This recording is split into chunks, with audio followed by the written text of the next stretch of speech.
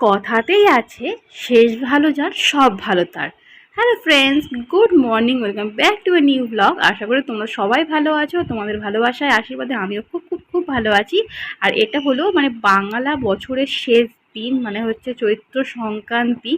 আজকে তো দেখতেই পেলে সকালবেলা স্নান টান করার পর তোমার দাদাভাই একটু শুয়েছিল, ফ্লিপকার্টের অফিস থেকে এসে একটু সঙ্গে খুনসুটি করছিলাম।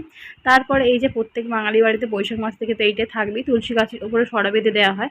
আর আমাদের যে পিসিমণি কাজ করে সেই পিসিমণি রান্নায় গিয়েছিল, সেখান থেকে আচার এনে দিয়েছিল আমার জন্য। আমার তো দারুণ লাগে খেতে। আর টিফিনে খেয়েছিলাম আলুর তরকারি দিয়ে মুড়ি, আর তার সঙ্গে তরমুজ কেটে নিয়েছিলাম, সেই তরমুজটা সবাই মিলে খেয়েছিলাম। তারপরে দেখো দুপুরে রান্না বান্না হয়েছিল, এঁচোড় হয়েছিল, ঢেঁড়স আলুর তরকারি হয়েছিল, চাটনি হয়েছিল, তরুলি আলু ভাজা হয়েছিল, আর ভাত তো থাকবেই। ভাত ছাড়া কি খাবো বলো। তারপরে ভাত টাত খেয়ে দিয়ে একটুখানি কুলের আচার বাটিতে করে নিয়ে ওপরে চলে এসেছি, আর ভাবছিলাম কতক্ষণে আমি খাবো। আর সত্যি কথা বলতে আচারটা এতটাই টেস্টি ছিল, সত্যি দারুণ। আমি দেখেছি নান্না, তারকেশ্বর এসব জায়গায় না প্রচুর আচার বিক্রি হয়, সেই জন্য বলেছিলাম, পিসিমণি এনে দিয়েছে। আর সারাদিন তেমন কিছু ভিডিও শ্যুট করিনি, বিকালবেলা একটু রেডি হয়ে গেছি। কেমন লাগছে তোমরাই আমাকে বলো। এই এই কাপড়গুলো না খুব হালকা হয়, পরে থাকলে না মনে হয় না যে খুব একটা গরম হচ্ছে বা কিছু, তাই এরকম একটা হালকা সিম্পল কাপড় পরে নিলাম আর রেডি হয়ে গেছি।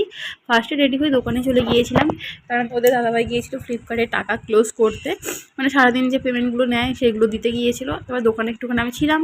দোকানের বাইরেটাও তোমাদের চলো একটু দেখিয়ে দিই। দোকানের বাইরেও যে মা বসছিল, বাপি ছিল, দোকানে অনেকক্ষণ সময় কাটাচ্ছিলাম বসে। আর রেডি হয়েছি কেন সেটাই তো তোমাদের এখনও বলা হয়নি। কারণ আমাদের এখানে আজকে মেলা হচ্ছে, কারণ আমাদের এখানে ঝাঁপ হয়, বান পোড়া হয়, যারা সন্ন্যাস নেয় আর কি, সেই সন্ন্যাসিনীরা ঝাঁপ দেবে, তারপরে বান পুড়বে, ওই উপলক্ষে মেলা বসেছে। আমাদের এই মন্দিরটায় কল্পতরু হয় যখন 1 জানুয়ারিতে, নতুন বছর, ইংরাজি নতুন বছরেও হয়, নিউ ইয়ারে, আর বাংলা নববর্ষ উপলক্ষেও এখানে মেলা হয় ছোট্ট জায়গার মধ্যেই। কিন্তু সবাই খুব আনন্দ করে, বাড়ির সামনেই এত ভালো একটা মেলা হয়। আর দেখো কত খাবারের স্টল বসেছে, কত খেলনার দোকান বসেছে, খুব ভালো লাগবে। কিন্তু তোমার কিছুটা সময় যদি তুমি কাটাও না, তোমার ভালো লাগবে। বাচ্চারা এরা তাদের কথাই নেই। আমাদের বাড়ির সামনে এরকম একটা জিনিস হয় বলে সত্যি আমার খুব খুব খুব ভালো লাগে, যে দূরে কোথাও যেতে হয় না, সামনে এরকম জিনিস পেয়ে যায়। আর তারপরে দেখো যেখানটায় বান পোড়া হয় পিঠের মধ্যে, সেই জায়গাটাতে চলে এসেছি। আর দেখো প্রথমে না দেখলাম তোমার ঘি ঘি দিয়ে পিঠটাকে নরম নরম করে, অনেকক্ষণ ধরে মালিশ করছে, চামড়াটাকে পুরো ওপর দিকে তুলে নিয়েছে, যাতে চামড়ার মধ্যে শুধু গিঁথতে পারে এগুলো। সত্যি কথা বলতে এগুলো না আমি একদমই দেখতে পারি না, কিন্তু শুধুমাত্র তোমাদের সঙ্গে শেয়ার করব বলে আমি ওইখানটাতে গিয়েছিলাম। আর এই ভিডিওটা আমাকে একটা আমার ভাইপো করে দিয়েছে, সে খুবই ভালো ছেলে। আর তারপরে দেখো ওইখান থেকে অনেকটা দূরের রাস্তা থেকে এইরকম আর কি হাতে দু হাতে এরকম আগুনের মতন দিয়ে দেয়। আর তারপরে একজন নাচবে, ওর সঙ্গে সঙ্গে তালে তালে ও নাচবে। মুখের মধ্যে একটা রড রয়েছে, প্লাস পিঠের মধ্যেও রড গেঁথা রয়েছে। দেখো ঠাকুরের কি আশীর্বাদ, একটুও রক্ত বেরোয় না, কিছুই হয় না। সবাই একবার কমেন্টে কিন্তু হর হর মহাদেব অবশ্যই লিখে দেবে। এটা কিন্তু ভোলেনাথের অসীম কৃপা, সবাই এই ঝাঁপটা সম্পূর্ণ করতে পারে।